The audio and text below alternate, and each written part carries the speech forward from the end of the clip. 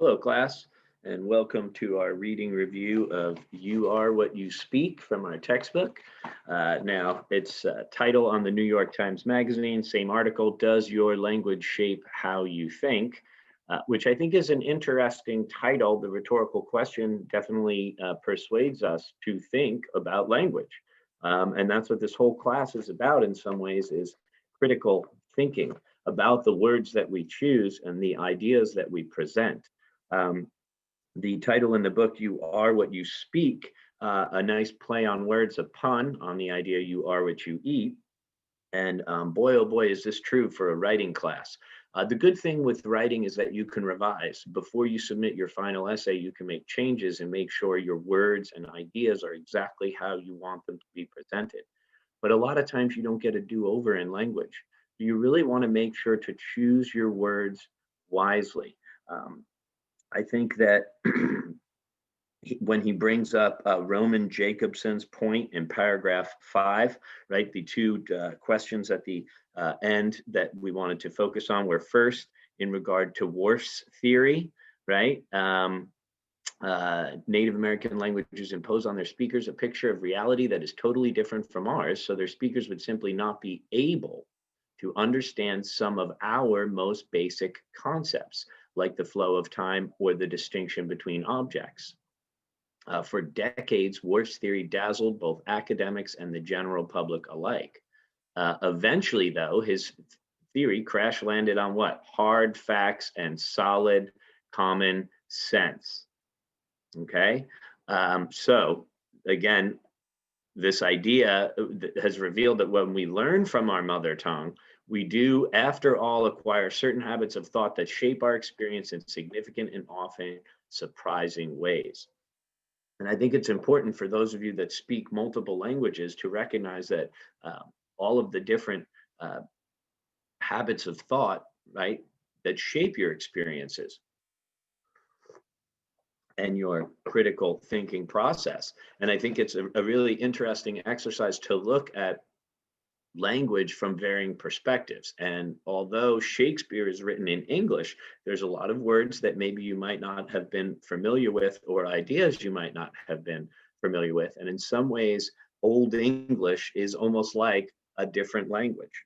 The second idea for question number 1, right, as well, Roman Jacobson, right, in paragraph 5, right, if we kind of cruise down here, since there's no evidence that any language forbids its speakers to think anything, we must look in an entirely different direction to discover how our mother tongue really does shape our experience, right? Jacobson said languages differ essentially in what they must convey and not what they may convey, right? And this helps us to unlock the real force. I like the way they put that. And nice use of italics here.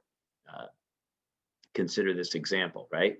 And then again, a very clear example of how different languages have different contexts. So as we move down to the next question, so question number 1's answers can be found in paragraphs 1, 2, and 5. Question number 2's answers can be found in paragraph 7, right? On the other hand, now I love what? Dialectical thinking. Looking at it from both perspectives. Rogerian strategy, having empathy and recognize the merit in the opposition's claims by making a concession, right? And then we have a very specific example here, right, with the differences, again, between various languages and tenses and concepts. So as this kind of brings us down to the idea of worldview, right? Is there evidence for this happening in practice? And then they kind of come back to the idea of genders. And we have yet another example here of how the differences in language, especially for those of you that speak Spanish, French, or German, or Russian, are very clear. So I thought the author made a really good point about language and different cultures and how we should recognize and celebrate those ideas. And through dialectical thinking, through Rogerian strategy, we can better learn about the human experience, about the human condition, about life, which is why we read. Now, What I want to direct everybody's attention to, and I think this is an idea that you might find yourself writing about if you want to do a psychological criticism, right? Um, it's Iago, right? He is Schadenfreude personified, and Schadenfreude, right? Satisfaction or pleasure felt at someone else's misfortune. The closest word that I can think of in the American dictionary, in the English dictionary, is epicaricacy, deriving pleasure from the misfortune of others, and right, uh, the synonym is Schadenfreude. So that being said, if you want to look at Schadenfreude in various characters in Shakespeare or in any literature for that matter, right? You might want to focus on Lady Macbeth or Iago, or in some ways Claudius, or Hamlet for that matter.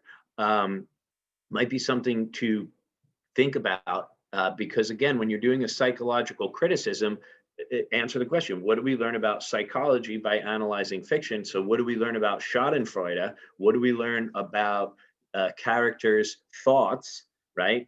Again, when we analyze character, the element of fiction tells us, right, thoughts, actions, motivations, beliefs, right? So essentially, when you're analyzing characters, you're doing a psychological criticism. And a great source would be the Purdue Owls page on psychoanalytic criticism, or you can quote from this as a source as well.